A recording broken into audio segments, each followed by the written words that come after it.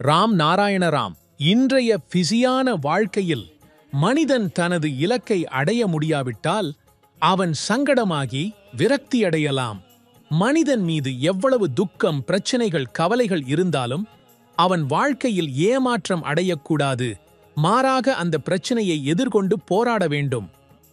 மனிதன் தனது பிரச்சனைகளை எதிர்கொள்வதில் இயற்கை பெரும் உதவியாக இருக்கிறது. பூமியில் இருக்கும் அமைப்பை மாற்றாமல் இருக்கும்போது எதுவும் மாற்ற முடியாது. எந்த ஒரு மதத்தினரும் வந்து தங்கள் மதம் மட்டுமே உண்மையானது என்று கூறுவதில்லை. ஒருவர் வந்து சொன்னால் நான் அதை ஏற்கிறேன். பூமியில் கல்வியறிவு பெற்றவர்களே சமூகம் எதிர்ப்பவர்களாக இருக்கிறார்கள். அவர்கள்தான் மனிதனால் உருவாக்கப்பட்ட அரசியலமைப்பை உருவாக்கியவர்கள். பூமியில் யாருக்கும் சொந்த உரிமை இருக்கக்கூடாது. கடவுள், அல்லாஹ் எங்கு இருக்கிறார்கள் என்று யாருக்கும் தெரியாது.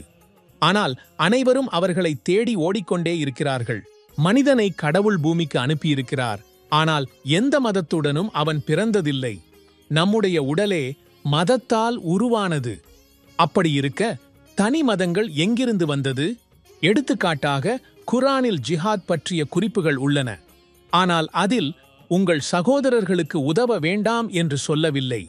அதில் உள்ள கருத்து உங்கள் உள்ளேயுள்ள தீய எண்ணங்களை அழிக்க வேண்டும் என்பதுதான். ஸ்ரீகிருஷ்ணர் இருந்த காலத்தில் தனிப்பட்ட சொத்து உரிமை இல்லை, அரசாட்சியே இல்லை என்று சொல்ல முடியுமா? எல்லாமே இருந்தது. அதே காலத்தில் ஸ்ரீகிருஷ்ணரும் ராமரும் இருந்திருந்தால் அரசாட்சியும் தனிப்பட்ட சொத்து உரிமையும் ஏன் இருந்தது? அவர்கள் ராஜாக்கள், நாம் அஜ்ஜாகளா? அவர்கள் கடவுள், நாம் பக்தர்களா? கடவுள் ஒருவரே.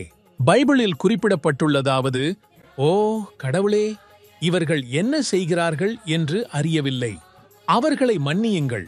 இதன் பொருள் எவருக்கும் நல்லதும் கெட்டதுமாக எதையும் செய்ய அதிகாரம் அளிக்கப்படவில்லை. அரசியல் கட்சிகளுக்கு மக்கள் செலுத்தும் வரிகளில் இருந்து பணம் கிடைக்கிறது.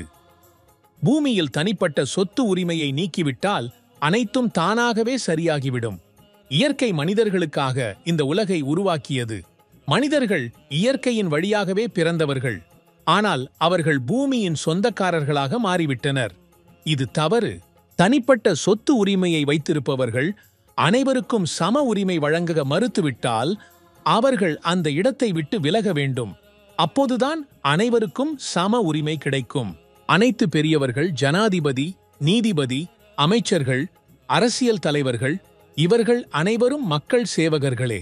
ஆனால் அவர்கள் அரண்மனைகளில் வசிக்கிறார்கள். வரி செலுத்தும் பொதுமக்கள் குடிசைகளில் வாழ்கிறார்கள். இது எவ்வளவு நியாயம்? நான் உண்மையையே சொல்கிறேன். உண்மை பேச எனக்கு முழு உரிமை இருக்கிறது. உண்மை மிகவும் கடுமையாக தெரியும். ஆனால் அது வெறும் பொய்களுக்குத்தான் கசக்கும். ஏதேனும் கோயிலில் கடவுள் அல்லது அல்லாஹ் தோன்றுகிறாரா? இல்லை. எல்லாம் இயற்கை. நாம் அனைவரும் இயற்கையின் படைப்புகளே. எனவே ராம் நாராயண ராம் என்று ஏற்று வாழுங்கள். ஏனென்றால் இதுதான் உயர்ந்த உண்மை.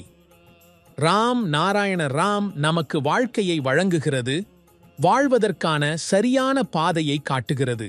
எனவே இந்த மந்திரத்தை உங்கள் வாழ்க்கையின் ஒரு பகுதியாக மாற்றிக்கொள்ளுங்கள். நல்ல வாழ்வு பெறுங்கள்.